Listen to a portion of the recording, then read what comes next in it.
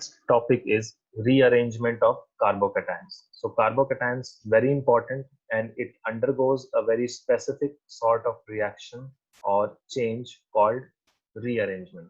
So that's why we are going to study rearrangement of carbocations.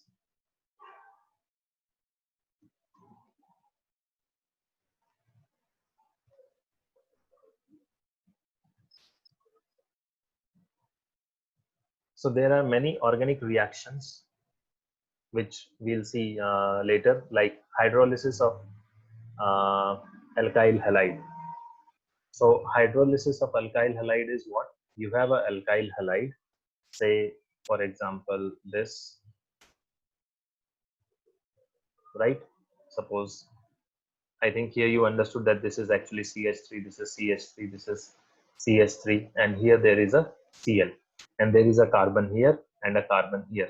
So if there is one carbon here, that means there is a hydrogen as well, and same way here there is a hydrogen as well. So I hope you still remember the bond line structures, right? So suppose this is the compound, this is an alkyl halide, and hydrolysis means reaction with water. So when this happens, the product is actually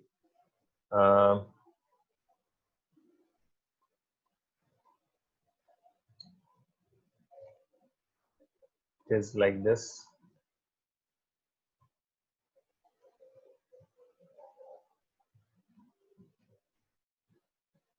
Here you have OH. So it has become an alcohol now, right? So the alkyl halide converts into alcohol. But if you see this alcohol, it's not replacement of the same, it's not by replacement of the chloride ion by the hydroxide ion. It's not that.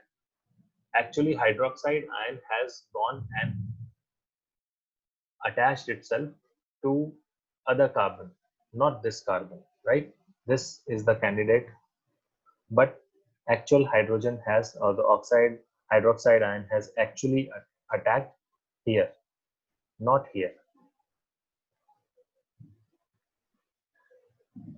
So in this attachment of atoms changes, as you can see here, in due course of reaction, and such reactions are called rearrangement reactions. So this is the example of rearrangement reaction.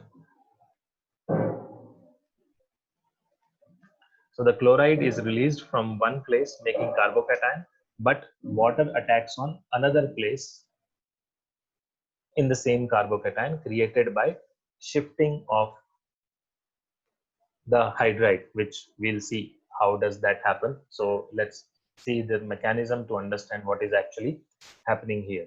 So we have this compound, that is our halide, correct? This forms a you can say it will form a carbocation. So carbocation will be formed when there will be a positive charge on carbon. So how does that happen? This chloride ion, right? This bond breaks. So when this bond breaks, what do we have is this. There is a positive charge over here, right? And we know that there is a hydrogen here as well. I mean, as I said here, there is a hydrogen here and there is a hydrogen here as well, because you can see the carbon has only 3 bonds, so there must be a hydrogen in both these places. Now, when this chloride ion leaves with 1 electron, so there will be a positive charge developed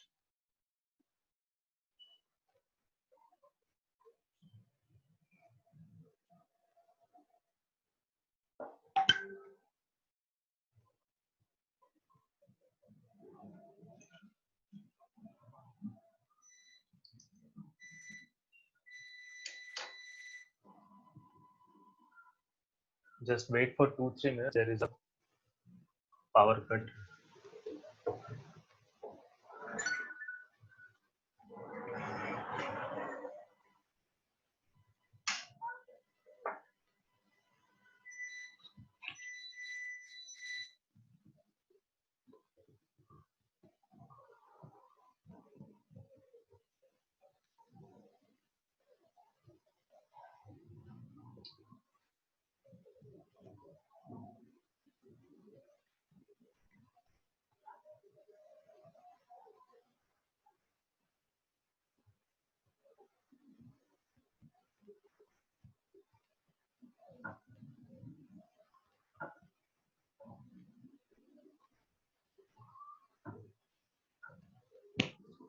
Just 1 minute.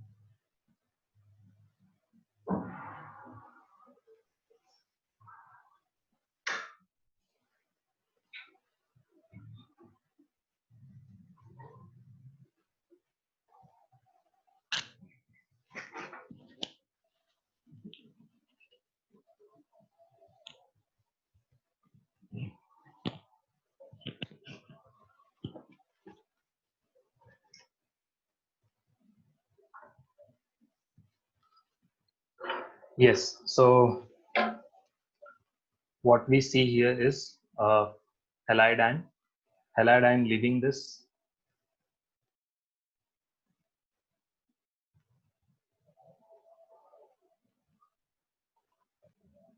This is what carbocation rearrangement means.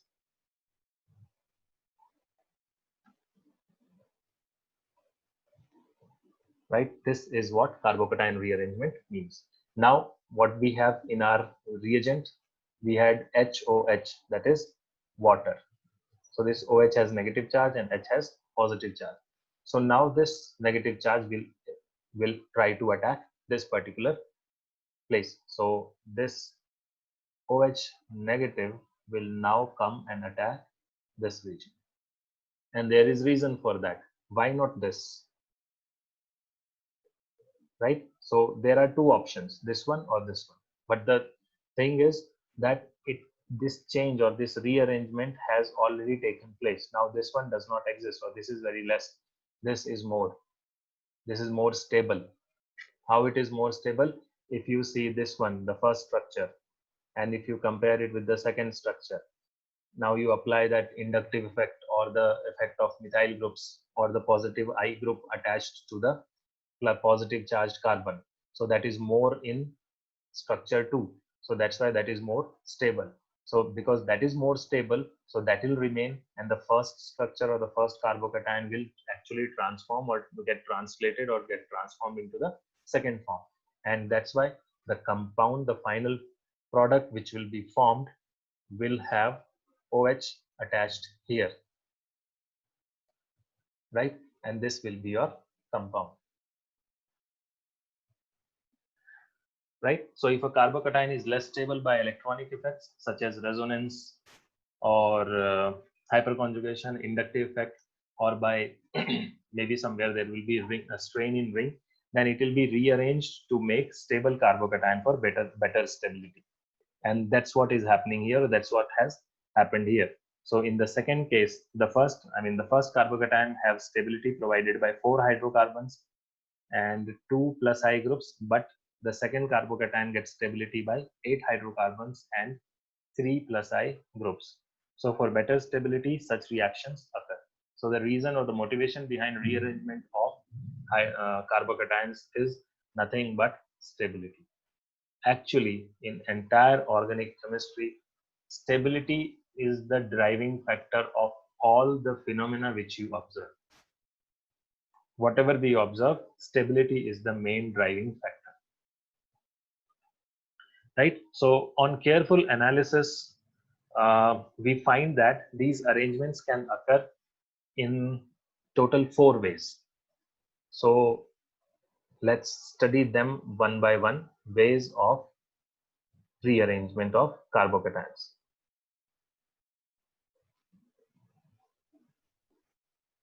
So what are different ways? Let's see them one by one, or first list them out, then we'll study them in detail. One we have already seen, that is called by hydride shift.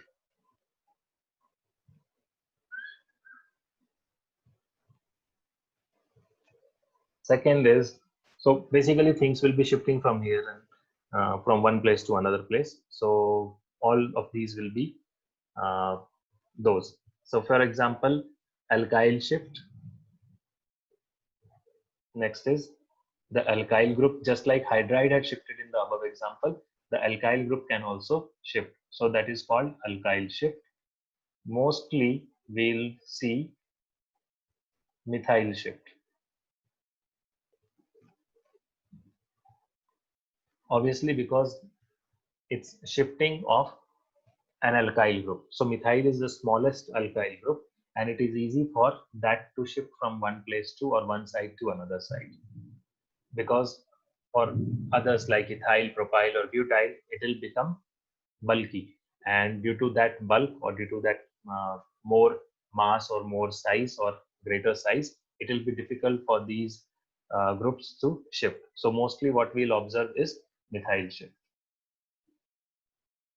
Next is phenyl shift.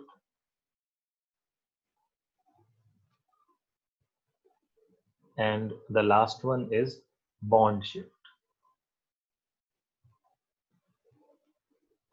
So the names itself are, all these names themselves are self-explanatory, that what does it mean. And it is important to note that all this shifting generally occur from first place to second place. That is, it's not like something will move from first place to third place or fourth place. So for better understanding, always think the first place as the place from where this shifting of atoms or group occurs, and second place as the place where they get attached.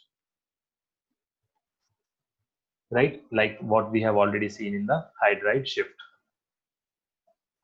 So these groups shift, and due to result of that, the positive charge also shifts. So that's why when positive charge shifts, so the carbon with positive charge will be changed in the second structure, and it all depends whether the second structure is more stable or not. If it is more stable, then it will remain. Otherwise, the one which was earlier, that will remain. So out of the two, we have to conclude which one will be the major product. That all depends on the stability of the carbocation. That's why stability is important, which we have already seen. So coming to hydride shift.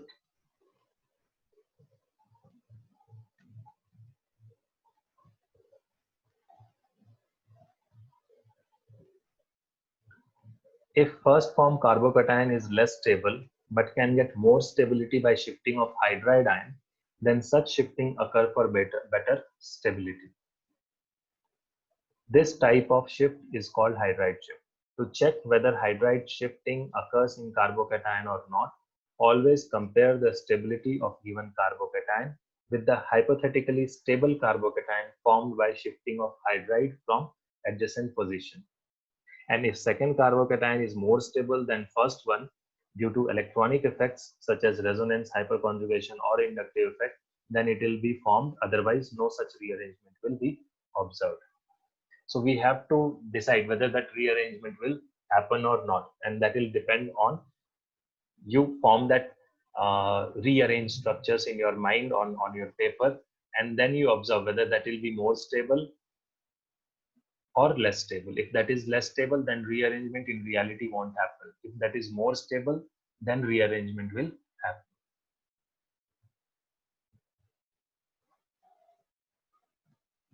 One such reaction we have already seen, in our previous example, right? So I'm not going to, so that was the example of hydride shift. So let's move to the next one, that is methyl shift or alkyl shift, but mostly it will be the methyl shift. So let's discuss the methyl shift or see the example where this will occur.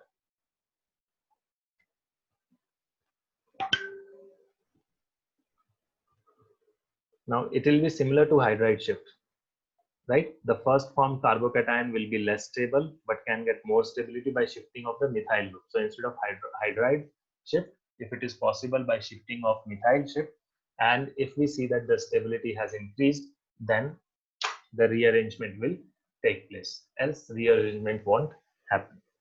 And again, it will happen only in 1-2 place, that is the adjacent places, not say 2 or 3 carbon away in the chain. And let's see an example for this as well. Suppose our compound is this.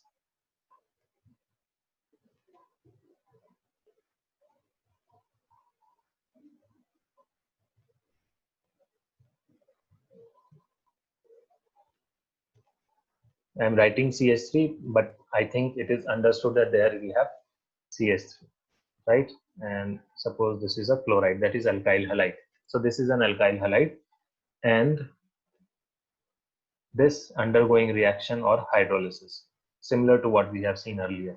Now, first, can you give me the IUPAC name of this compound? Let us see how many of you still remember IUPAC nomenclature.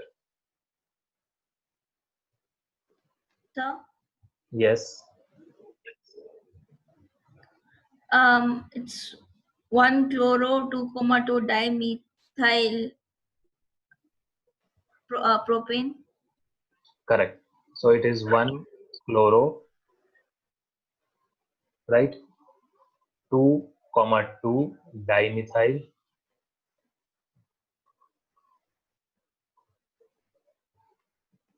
propane, right? So this starts from here, 1, 2, 3. So at position 2, you have 2 methyl groups. At position 1, there is 1 chloro group. So that is its name. So now again, what we should think about is this, that when OH attacks, OH will simply replace this Cl, right? OH, that is hydroxide, will replace this chloride, and some alcohol should have been formed. That is, our product should have been this OH and this. But it doesn't happen. What actually happens is, or why it doesn't happen is, because in order to get this, what would have happened is you must have got a positive charge here,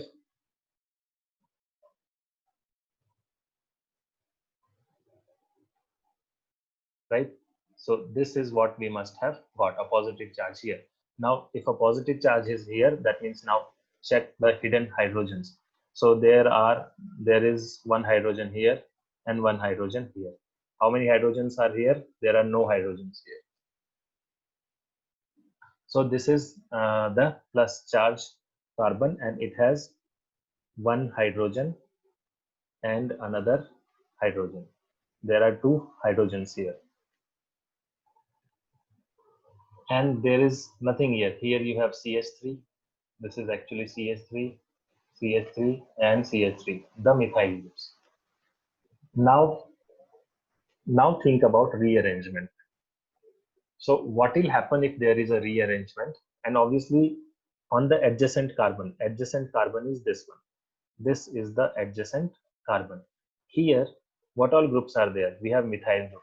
So can methyl go and attach to this carbon which is having positive charge? So the carbon having positive charge, can methyl go there and attach itself? If it does, what will happen and what will be the stability of that? So if it happens, it will be like this.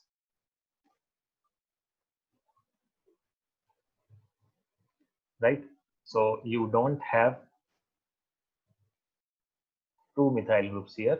There is only, say, one methyl group here. The one methyl group from here, that is, suppose this one, this actually left this place and moved to this, which you are seeing here, right? So this is now the three methyl groups which were on this carbon has now moved to, one of them has moved here. And it still has its two hydrogen.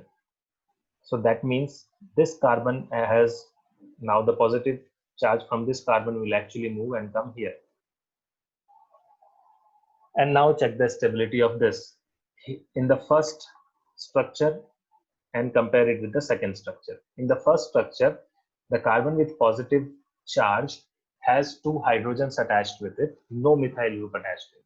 In the second one, the carbon with the positive charge has two methyl groups attached to it, and actually one more alkyl group. So obviously all these groups will do what? Will cause positive I effect, and due to that positive I effect, this positive charge on the carbon gets neutralized and it is more stable. So why? Because it is more stable, that's why the product which we will get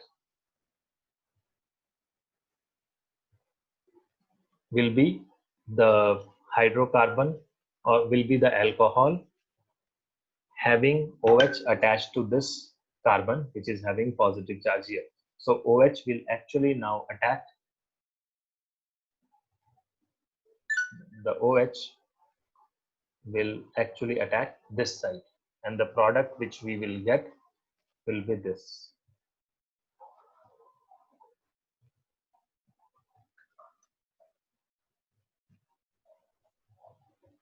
Right? So that is methyl shift. It is exactly the same as we have seen our hydride shift.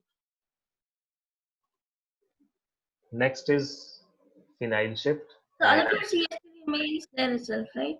What? The other two CH3 in the previous question, in the previous example, the other two CH3 remains as it is, right? Yes, yes. So here you will have a So, CH. yeah. Go ahead. So Go ahead. either one of them can attack, right? Yeah. Okay. It can be any. I mean, all the three CH3 which you see here, right? All these three are same. So any one of them will go and get to that place, get attached to that positive, the next or adjacent positive carbon. Yes. Next, move to phenyl shift.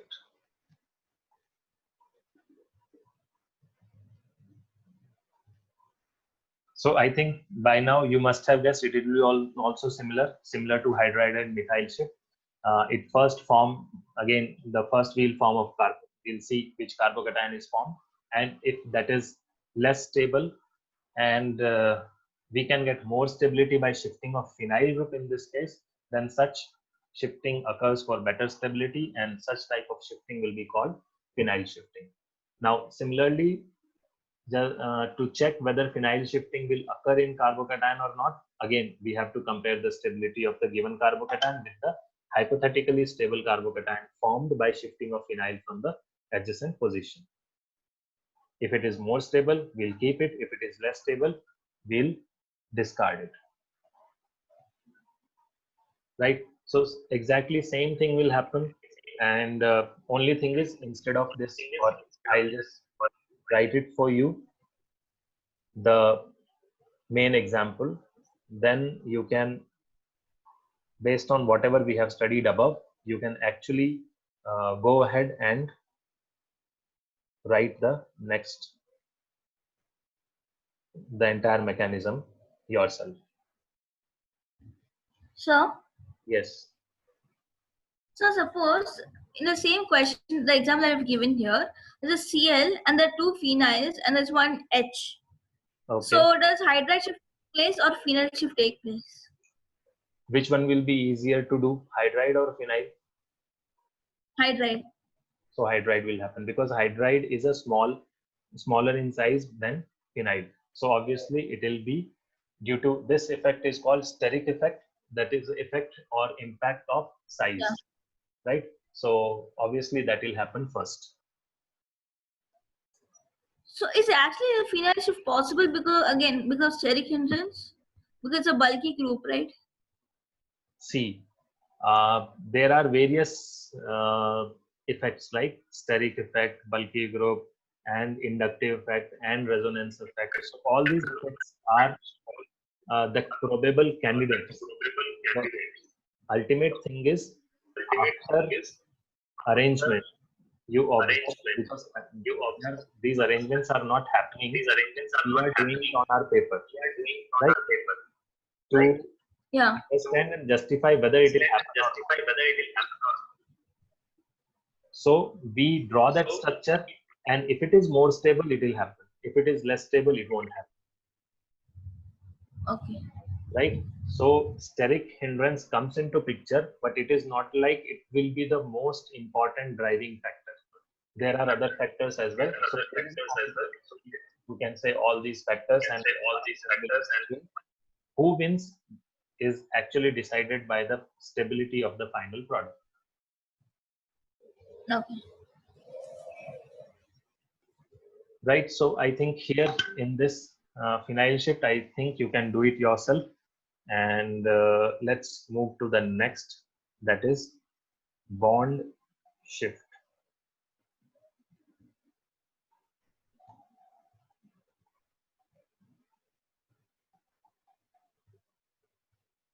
So this rearrangement is not only limited to acyclic carbocation, but also can be observed in cyclic systems. And in the lower cyclic hydrocarbons, that means where the number of carbons in the cycle are very less. That means the carbons are coming together, they are closer, and that's why there will have angle strain. So there will be a strain in, you will find in some structures more strain as compared to other structures. So this rearrangement happens to get rid of that strain, right, of the structures. So similar to hydride, methyl, or phenyl shift, again we do the same thing. We form the hypothetical structure. We check whether the stability has increased or reduced. If stability has increased, we will keep that group. If not, we will remove that. I mean, we will discard that rearrangement. Right? So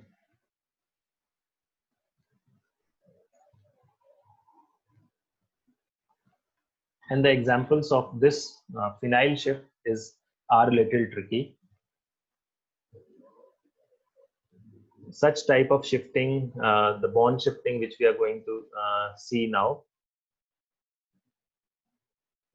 always we have to compare the stability of given carbocation with the new structure. And if the second structure is more stable, then first one will be discarded. One such reaction which we can see here is again hydrolysis of chloromethyl cyclopentane, right?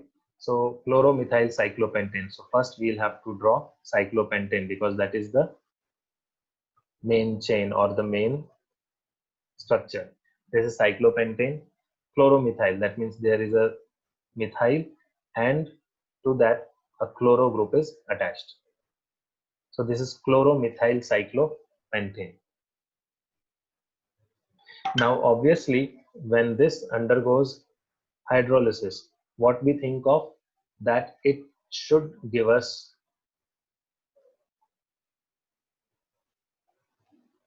this, simple, right? But in reality this doesn't happen. So now what is the justification for this? Is obviously the rearrangement. And how does that happen? So let's see that. So the original hydrocarbon which will be formed will be formed due to what? Will be formed due to this, that this chlorine will go away with its electron and it will leave a positive charge over there. So the first carbocation which formed is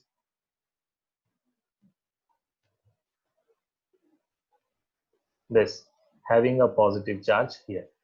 So the positive charge is here. Now if you see, this positively charged carbon is now attached with two hydrogen which are not visible and one carbon which is part of the cyclopentane ring, right? So there is a positive charge there. Now here what happens is actually called bond shifting. So the nearby bond, right, this actually tries to give its electron to this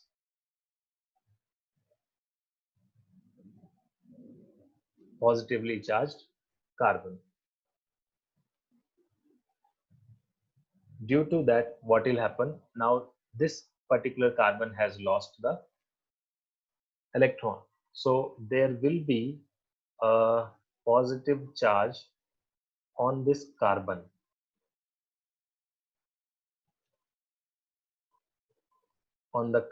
which has lost the electron of its bond, and obviously there is no here, this particular part has to go, right? And with this here there was this another